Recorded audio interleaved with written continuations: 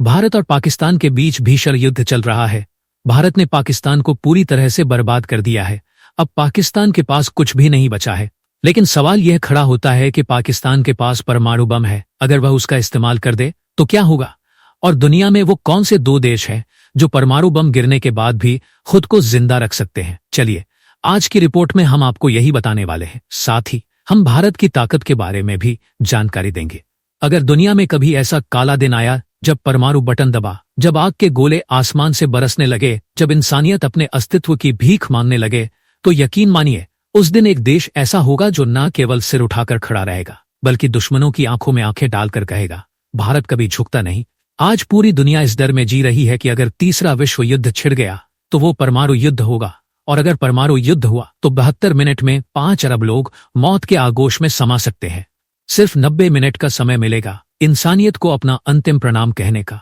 और ये खतरा तब और भी सजीव हो जाता है जब भारत और पाकिस्तान जैसे पड़ोसी देशों के बीच तनाव की चिंगारी सुलगने लगती है। पाकिस्तान बार बार भारत को परमाणु युद्ध की धमकी देता है, लेकिन शायद वो भूल जाता है कि भारत सिर्फ हथियारों से नहीं, हौसलों से लड़ता है।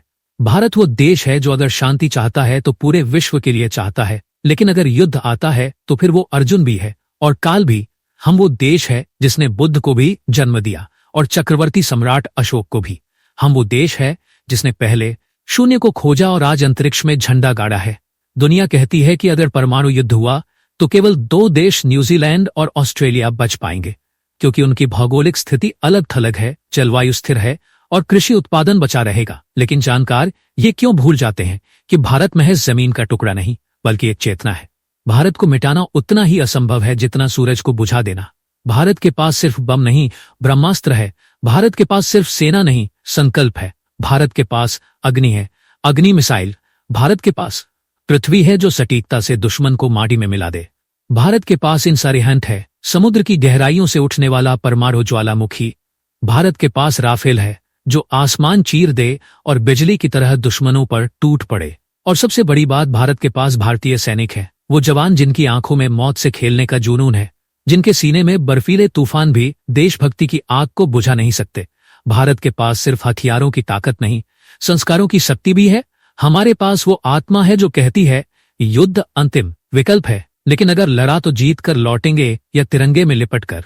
जब पाकिस्तान भारत को परमाणु हमले की धमकी देता है तो उसे शायद ये याद नहीं रहता कि भारत परमाणु शक्ति संपन्न देश है और उसने ये ताकत सिर्फ डराने के लिए नहीं बल्कि नो फर्स्ट यूज नॉर्म्स नीति के साथ शांति बनाए रखने के लिए रखी है। लेकिन अगर किसी ने हमारी शांति को कमजोरी समझा तो भारत वही करेगा जो इतिहास में करता आया है, दुश्मनों को छठी का दूध याद दिला देगा।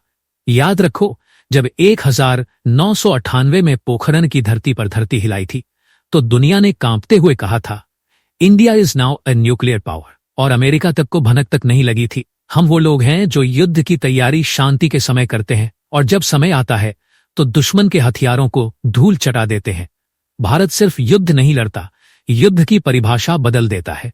हमने कारगिल में पहाड़ों को चीर दिया था, हमने बालाकोट में आतंक के अड्डों को नेस्तनाबूद किया था, हमने सर्जिकल स्ट्राइक्स करके दिखाया कि अब भारत घर में घुसकर मारता है। और ये सब हमने बिना किसी बम धमाके के, बिना जनता को डराए, पूरी गरिमा के साथ किया। हमारे वैज्ञानिकों ने चंद्रयान को चांद की गोद में उतारा, मंगलयान को पहली ही कोशिश में लाल ग्रह तक पहुंचाया। जब अमेरिका और रूस जैसे देश आश्चर्यचकित हो गए तब भारत ने दिखा दिया कि हमारी ताकत सिर्फ बंदूकों में नहीं, बुद्धि में भी है। अगर दुनिया कभी परमाणु सर्दी में जमी हुई दिखाई दे तो भारत उस समय भी गंगा के किनारे दीप चलाता रहेगा, क्योंकि हमारे पास आत्मबल है। हमारी संस्कृति में मृत्यु भी एक उत्सव होती है, तो जीवन की रक्षा के लिए हम क्या नहीं करेंगे। और इस बार अगर पाकिस्तान जैसे देश ने सोचा कि भारत डर जाएगा तो सुन लो, ये 2025 का भारत है, ये डिजिटल इंडिया है, आत्मनिर्भर भारत है, चंद्रयान वाला भारत है, तेजस, ब्रह्मोस और राफेल वाला भारत है। हमारे पास इतनी ताकत है कि हम हर वार को सह सकते हैं, लेकिन जब हम वार करते हैं तो दुश्मन की कहानी वहीं खत्म हो जाती है। भारत को कमजोर समझने की गलती मत करना। ये वही देश है जिसने रावण को जलाया, कंस का वध किया, अंग्रेजों को भगाया और आज भी हर मोर्चे पर विजयी हो रहा है।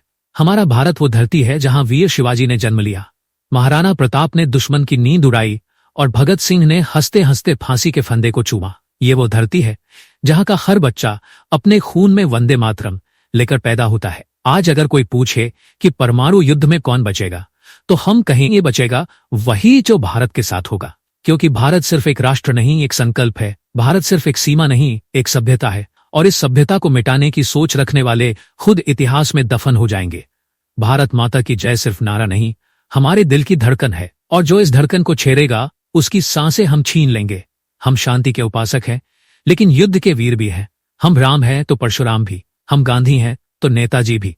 तो अगर कभी काला दिन आया तो दुनिया से सिर्फ दो नहीं, एक और देश बचेगा, और वो है भारत। क्योंकि जब भी धरती पर अंधकार छाया है, भारत से ही कोई प्रकाश पुंज उठा है। जब जब मानवता खतरे में पड़ी है, भारत ने ही धर्म, सत्य और शौर्य के साथ रास्ता दिखाया है। तो आज हर भारतीय से मैं यही कहूंगा, डरने की जरूरत नहीं, गर्व करने का समय है। अपने सैनिकों पर, अपने वैज्ञानिकों पर, अपने देश पर। ये वो देश है जहां मंदिर की घंटी और मिसाइल की गूंज साथ चलती है। ये वो देश है जहां खेतों की मिट्टी से परमाणु शक्ति भी उगाई जा सकती है। तो उठो भारतवासियों, अपनी आंखों में वही चमक भरो जो किसी विजय के पहले होती है। आज का भारत डरता नहीं, डटकर सामना करता है। अगर पाकिस्तान ने हिमाकत की तो भारत इतिहास नहीं, भविष्य लिखेगा। और वो भविष्य होगा बिना आतंकवाद के, बिना डर के, एक गौरवशाली भारत का। भारत माता की जय। वंदे मातरम। जय हिंद।